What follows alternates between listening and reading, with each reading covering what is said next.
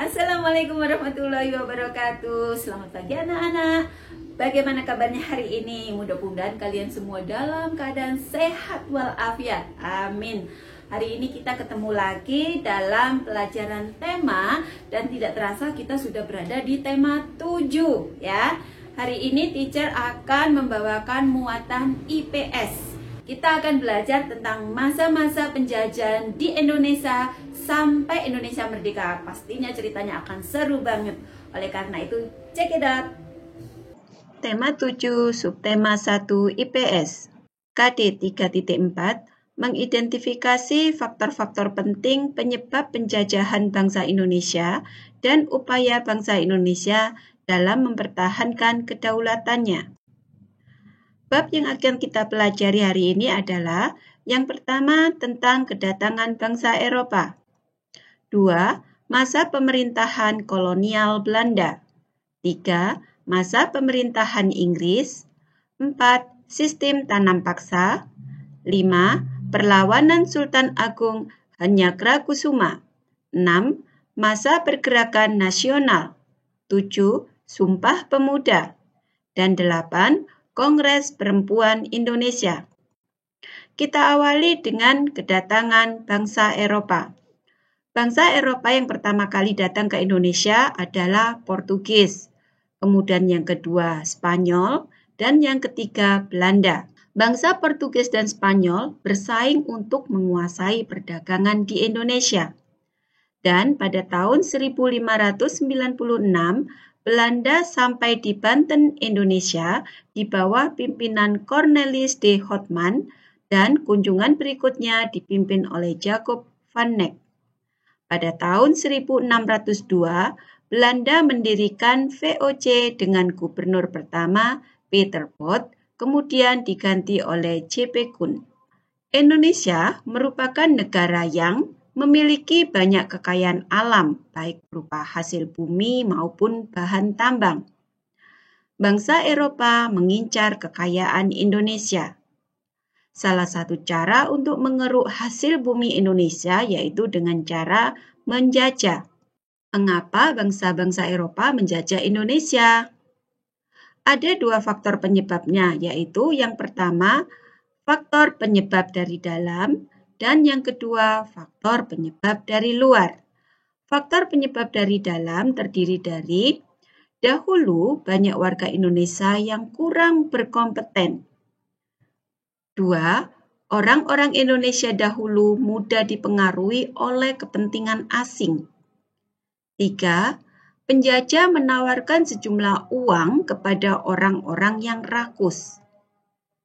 4. Kurangnya persatuan dan banyak timbul perpecahan, sering terjadi perang antar suku. Sedangkan faktor penyebab dari luar yaitu yang pertama, pencarian rempah-rempah. Jadi pada saat itu, harga rempah-rempah itu sangat mahal dan bahkan disejajarkan dengan harga emas. Yang kedua, penjelajahan samudra. Tujuannya adalah 3G, yaitu court, mencari kekayaan, gospel, menyebarkan agama, dan glory, memperoleh kejayaan. 3. Kemampuan iptek, yaitu 1. Dikembangkan teknik pembuatan kapal, 2. Ditemukannya misiu untuk persenjataan, dan yang ketiga, ditemukannya kompas sebagai petunjuk arah. Jadi faktor-faktor inilah yang menyebabkan bangsa-bangsa Eropa menjajah Indonesia. Nah, ini adalah sebagian jenis rempah-rempah yang diburu oleh bangsa Eropa pada saat itu. Ini hanya sebagian saja, dan masih banyak beberapa jenis rempah-rempah yang diburu oleh bangsa-bangsa Eropa yang merupakan kekayaan bangsa Indonesia. Selanjutnya kita memasuki masa pemerintahan kolonial Belanda.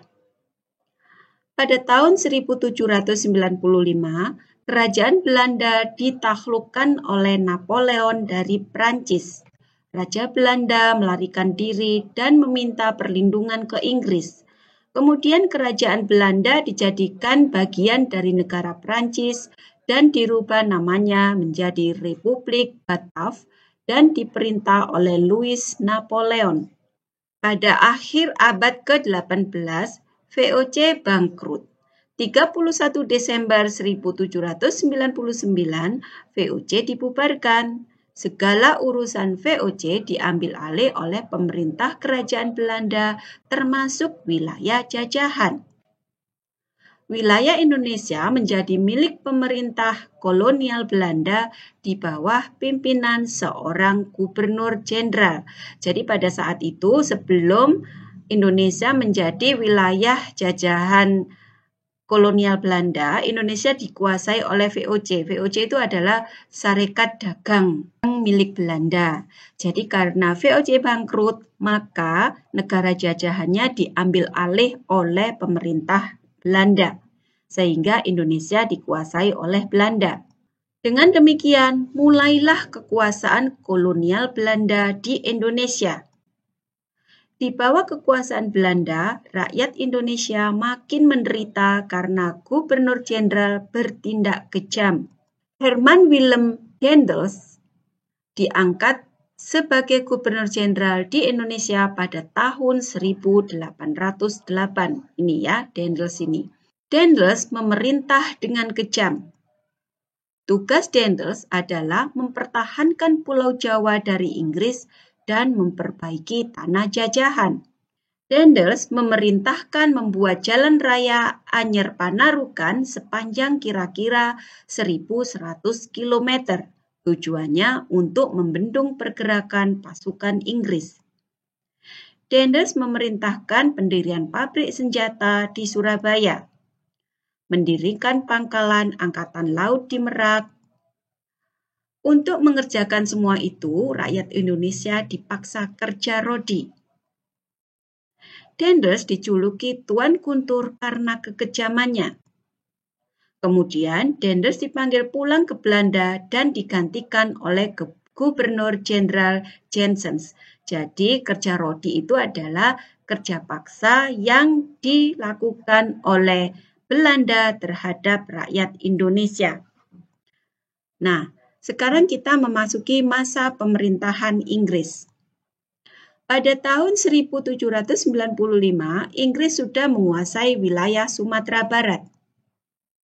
Tahun 1810, Ambon, Ternate, dan Tidore berhasil dikuasai Inggris. Tahun 1811, Janssen menyerah kepada Inggris. Dengan demikian, Indonesia jatuh ke tangan Inggris. Penyerahan kekuasaan ini disebut rekapitulasi Tuntang. Raffles diangkat menjadi gubernur jenderal di Indonesia pada tahun 1811 sampai 1816. Raffles juga bertindak kejam dan memungut pajak baru yang disebut land rent atau pajak sewa tanah. Raffles melakukan politik memecah belah. Misalnya pada tahun 1812 di Yogyakarta dibentuk dua pemerintahan yaitu Kesultanan dan Paku Alaman. Runtuhnya kekuasaan Napoleon di Prancis menyebabkan peta kekuasaan di Eropa berubah. Berdasarkan Kongres Wina, semua wilayah jajahan harus dikembalikan pada penguasa sebelumnya. Indonesia pun dikembalikan ke tangan Belanda. Selanjutnya adalah sistem tanam paksa. Pada masa penjajahan Belanda, Van de Bos dilantik menjadi gubernur jenderal tahun 1830. Kemudian dia menerapkan sistem tanam paksa. Yaitu yang pertama, petani harus menanami 1/5 bagian tanahnya dengan jenis tanaman yang sudah ditentukan oleh Belanda. 2. Tanah yang telah ditanami tanaman wajib bebas dari pajak. 3.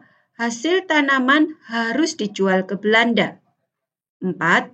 Kerusakan tanaman menjadi tanggungan pemerintah Hindia Belanda. Namun dalam pelaksanaannya, sistem tanam paksa lebih memberatkan rakyat karena terjadi penyimpangan antara lain tanah yang harus ditanami lebih dari setengah bagian, jadi tidak sesuai dengan aturan. 2. Petani bekerja sepanjang tahun dengan menanam tanaman wajib. 3.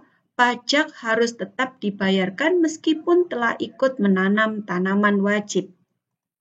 Dan keempat, tanaman yang rusak menjadi tanggungan petani. Jadi fakta atau kenyataannya itu tidak sesuai dengan peraturannya. Sehingga rakyat Indonesia semakin menderita dengan adanya sistem tanam paksa ini.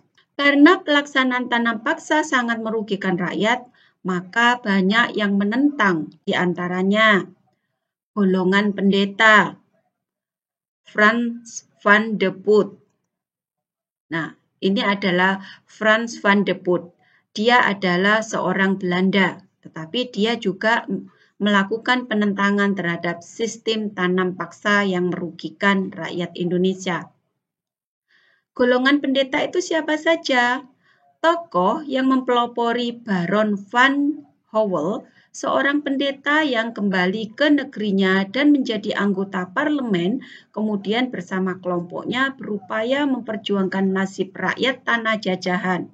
Akhirnya setelah 40 tahun, yaitu dari tahun 1830 sampai 1870, berlangsung sistem tanam paksa dihapuskan. Jadi, Baron van Howell itu adalah orang Belanda yang menjadi pendeta di Indonesia, kemudian dia kembali lagi ke Belanda dan dia menjadi anggota parlemen di sana. Kemudian yang kedua, Frans van de Putte dengan mengarang buku berjudul Suikercontracten atau kontrak kerja, sistem tanam paksa Kulturstelsel, juga dikritik karena mematikan usaha perkebunan swasta di Hindia Belanda. Kritikan ini ditulis oleh pengusaha perkebunan Fransen van de Putte dalam artikelnya Suikercontracten atau perjanjian gula. Kemudian yang ketiga adalah golongan liberal yang menentangnya. Edward Dawes Dekker dengan nama samaran Multatuli yang menentang tanam paksa dengan mengarang buku berjudul Max Havelaar. Jadi Belanda itu kejam sekali terhadap bangsa Indonesia, tetapi ternyata ada orang-orang Belanda yang juga bermaksud untuk memperjuangkan hak-hak orang Indonesia ya anak-anak. Nah, ini adalah Multatuli atau Edward Dawes Dekker. Dia mengajukan tuntutan kepada pemerintah kolonial Belanda untuk lebih memperhatikan kehidupan bangsa Indonesia. Karena kejayaan negeri Belanda itu merupakan hasil tetesan keringat rakyat Indonesia. Dia mengusulkan langkah-langkah untuk membalas budi baik bangsa Indonesia. Yang pertama, dia mengusulkan adanya pendidikan atau edukasi terhadap bangsa Indonesia. Yang kedua, membangun saluran pengairan atau irigasi. Dan yang ketiga, memindahkan penduduk dari daerah yang padat ke daerah yang jarang atau disebut dengan transmigrasi. Selanjutnya adalah perlawanan Sultan Agung Hanyakarakusuma. Sultan Agung Hanyakarakusuma adalah Raja Mataram Islam. Dia bercita-cita ingin meluaskan daerah kekuasaannya, tetapi VOC telah berkuasa di Batavia, sedangkan VOC juga ingin memperluas kekuasaannya di Pulau Jawa. Sultan Agung berusaha mengusir VOC dari Batavia. Sultan Agung melakukan serangan sebanyak 2 kali, yaitu pada tahun 1628, tetapi kalah atau tidak berhasil, dan pada tahun 1629 dan berhasil menghancurkan benteng Hollandia milik VOC. VOC membalas dengan membakar lumbung-lumbung pangan Mataram yang berada di Karawang. Akibatnya, banyak prajurit Mataram yang kelaparan. Dengan demikian, serangan yang kedua juga gagal. Kita memasuki ke masa pergerakan nasional, dan ini adalah sebagian dari tokoh-tokoh pergerakan nasional. Faktor yang memengaruhi pergerakan nasional Indonesia ada 2 faktor, yaitu yang pertama, faktor internal atau dalam negeri, dan yang kedua, faktor eksternal atau luar negeri. Faktor dalam negeri antara lain sejarah masa lampau yang gemilang. Jadi sejarah masa lampau itu adalah sejarah ketika Indonesia masih menjadi wilayah dari Kerajaan Majapahit. Yang kedua, adanya penderitaan rakyat yang berkepanjangan akibat penjajahan. Yang ketiga adalah pengaruh perkembangan pendidikan Barat di Indonesia. Sedangkan faktor luar negeri antara lain, yang pertama, kemenangan Jepang atas Rusia. Yang kedua, Partai Kongres India menginspirasi perjuangan Indonesia. Jadi selain Jepang juga ada India. Yang ketiga, gerakan nasionalis Cina berimbas pada semangat Indonesia. Jadi perjuangan-perjuangan Jepang, India, Cina ini dalam melawan penjajahan inilah yang menginspirasi bangsa Indonesia untuk melakukan pergerakan nasional. Lini masa pergerakan nasional di Indonesia sampai dengan dikumandangkannya Proklamasi Kemerdekaan Indonesia pada tanggal 17 Agustus 1945 antara lain A.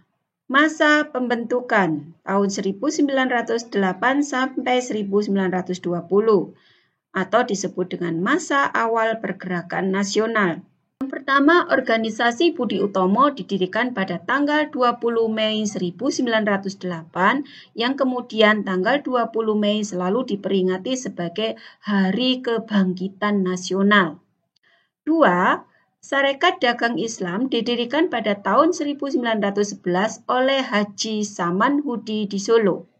Dan yang ketiga, Indis Partits didirikan pada tanggal 25 Desember 1912 oleh 3 serangkai, yaitu Douwes Dekker atau Mutatuli tadi yang merupakan orang Belanda, kemudian Dr. Cipto Mangunkusumo, dan Ki Hajar Dewantoro di Bandung. Yang keempat, Muhammadiyah didirikan pada tanggal 18 November 1912 oleh Kiai Haji Ahmad Dahlan di Yogyakarta. Dan yang kelima, Trikoro Darmo didirikan pada tanggal 7 Maret 1915 di Batavia oleh Raden Satiman Wiyo Sanjoyo, Kadarman, dan Sunardi. B. Masa radikal atau non-koperasi tahun 1920 sampai 1930. Yang pertama, masa radikal adalah masa ketika muncul organisasi-organisasi politik yang tidak mau bekerja sama dengan pemerintah Hindia Belanda dalam mewujudkan cita-cita organisasinya. 2. Masa radikal yang berdiri adalah organisasi seperti Partai Komunis Indonesia atau PKI, Perhimpunan Indonesia atau PI, dan Partai Nasional Indonesia atau PNI. 3. Tanggal 9 Mei 1914 didirikan Indis Sosial Demokratis Vereniging atau ISDV oleh Snifflet J.A. Brandstedter, H.W. Dekker, dan P. Bergma di Semarang. Pada tanggal 25 Mei 1923, ISDF diubah menjadi Partai Komunis Hindia dan selanjutnya menjadi Partai Komunis Indonesia. Algemene Studi Club didirikan oleh Insinyur Soekarno pada tahun 1925. PNI didirikan di Bandung pada tanggal 4 Juli 1927. Yang ketiga, masa krisis pergerakan yaitu tahun 1930 sampai 1935. Pada masa itu, pergerakan kebangsaan di Indonesia mengalami masa krisis yang disebabkan oleh hal-hal sebagai berikut. Yang pertama, pengaruh krisis ekonomi 1929-1930 yang memaksa pemerintah tidak keras untuk menjaga ketertiban dan keamanan. 2. Pembatasan hak berkumpul dan berserikat. 3. Tanpa melalui suatu proses pengadilan, Gubernur Jenderal dapat menyatakan suatu pergerakan atau kegiatan yang bertentangan dengan law dan order sesuai Koninklijk Perswit tanggal 1 September 1919. Akibatnya banyak pemimpin pergerakan nasional yang diasingkan, diantaranya Soekarno, Hatta, dan Syahrir. Yang keempat, masa moderat atau koperasi pada tahun 1935 sampai 1942. Masa moderat adalah masa ketika muncul organisasi yang bersifat lunak atau kooperatif dengan pemerintahan kolonial Belanda. Pada masa itu berdiri organisasi 1. Parindra dipimpin oleh Dr. Sutomo sampai wafatnya tahun 1938. Kemudian diganti Wuryaningrat. Tokoh lain yang terkemuka adalah M.H. Tamrin. Dasar Parindra adalah nasionalisme Indonesia Raya. Tujuannya adalah Indonesia mulia dan sempurna. 2. GAPI berdiri tahun 1939 didorong oleh penolakan petisi Sutarjo pada tahun 1938 yang sebelumnya diterima oleh Foxtrot. Anggotanya terdiri dari Parindra, Gerindo, Pasundan, Persatuan Minahasa, PSII, PII, dan Perhimpunan Politik Katolik Indonesia. Tokoh-tokoh Kongres Pemuda yaitu antara lain Sugondo Joyopuspito sebagai ketua, M. Yamin sekretaris, Abu Hanafia, W.R. Supratman, Soekarjo Wiryo Pranoto, Kuncoro Purbo Pranoto, dan M.H. Tamrin. Selanjutnya adalah masa penjajahan Jepang pada tahun 1942 sampai 1945. Masa pendudukan Jepang di Indonesia dimulai pada tahun 1942 dan berakhir pada tanggal 17 Agustus 1945 saat proklamasi kemerdekaan Indonesia diproklamirkan oleh Soekarno dan Hatta atas nama bangsa Indonesia. Selama masa pendudukan, Jepang juga membentuk persiapan kemerdekaan yaitu Badan Penyelidik Usaha-Usaha Persiapan Kemerdekaan Indonesia atau disingkat dengan BPUPKI. BPUPKI bertugas membentuk persiapan-persiapan pra-kemerdekaan dan membuat dasar negara dan digantikan oleh PPKI yang bertugas menyiapkan kemerdekaan. Selanjutnya, masa proklamasi Indonesia pada tahun 1942 sampai 1945. Proklamasi Kemerdekaan Indonesia 17 Agustus 1945 dibacakan oleh Insinyur Soekarno dan didampingi oleh Dr. Andes Muhammad Hatta.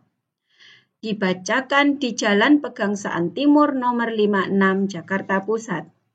Tokoh yang merumuskan proklamasi kemerdekaan bangsa Indonesia terdiri atas Tadashi Maeda, Tomegoro Yoshizumi, S. Nishijima, S. Miyoshi, Muhammad Hatta, Soekarno, dan Ahmad Subarjo. Ini adalah teks proklamasi dengan tulisan Bung Karno atau Insinyur Soekarno yang asli. Jadi naskah ini setelah ditulis sebelum diketik, kemudian naskahnya dibuang. Nah, setelah dibuang ternyata ada yang memungut, kemudian diabadikan sampai sekarang. Ini naskah asli proklamasi kemerdekaan RI yang ditemukan di keranjang sampah. Ini sekarang menjadi koleksi BM Diah.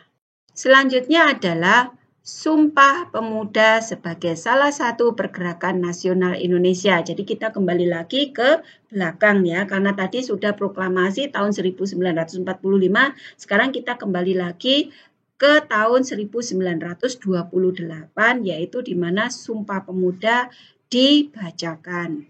Kekejaman Belanda menjajah Indonesia terus berlanjut hingga seorang warga Belanda, Van de Venter, membuat tulisan yang mengkritik perlakuan tersebut dan mengemukakan politik etis atau politik balas budi rakyat Belanda kepada Indonesia. Van der Venter mengusulkan 3 bidang yang harus diperbaiki, yaitu sistem irigasi, transmigrasi, dan pendidikan, yang tadi sudah disebutkan ya anak-anak. Belanda menyekolahkan secara gratis dengan tujuan mendapatkan pekerja berpendidikan pada jabatan rendah dengan gaji kecil. Jadi pada akhirnya rakyat Indonesia itu ada yang disekolahkan oleh Belanda secara gratis, tetapi tujuannya tetap aja jahat ya. Karena Belanda ingin mendapatkan pekerja yang berpendidikan tapi dibayar dengan sangat rendah atau murah. Sekolah gratis dimanfaatkan oleh orang-orang Indonesia untuk membentuk sebuah organisasi yang bergerak demi kepentingan Indonesia.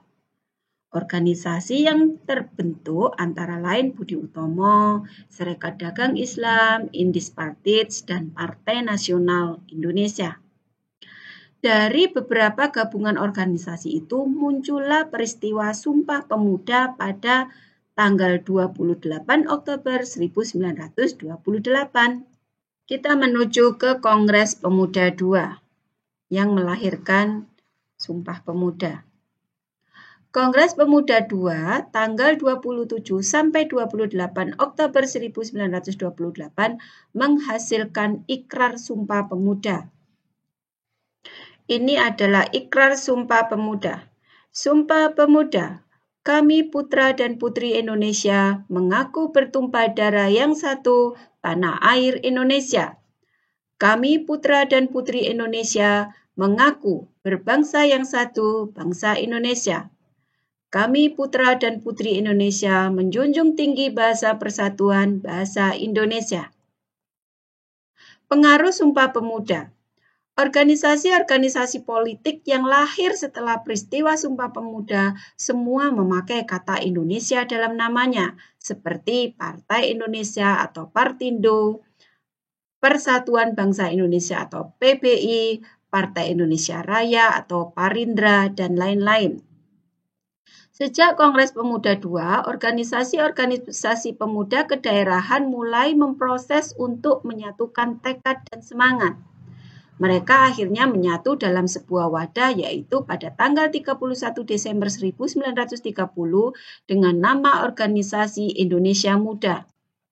Tujuan Indonesia Muda adalah mempererat tali persatuan antara segenap pemuda Indonesia yang berbahasa, berbangsa, dan bertanah air Indonesia. Selanjutnya kita ke Kongres Perempuan Indonesia. Kongres Perempuan Indonesia tahun 1928 sampai 1941 diadakan dalam upaya membantu perjuangan Indonesia sekaligus memperjuangkan hak-hak perempuan dan diskriminasi. Tokoh-tokoh Kongres Perempuan Indonesia I adalah R.A. Sutartina atau Nyai Hajar Dewantoro yang mewakili organisasi wanita Taman Siswa. 2. Sujatin Kartowiono merupakan Ketua Putri Indonesia.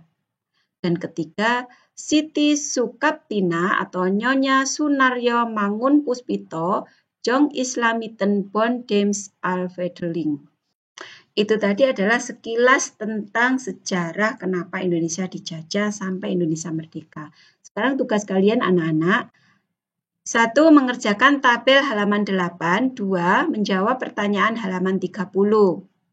Dikerjakan di buku tulis, ditulis nama, mata pelajarannya, halaman, tanggal tugas, kemudian difoto, dan dikirimkan ke WA teacher. Nah, anak-anak selamat mengerjakan tugas, selamat belajar, tetap semangat, tetap jaga kesehatan. Demikian dari teacher dan wassalamualaikum warahmatullahi wabarakatuh.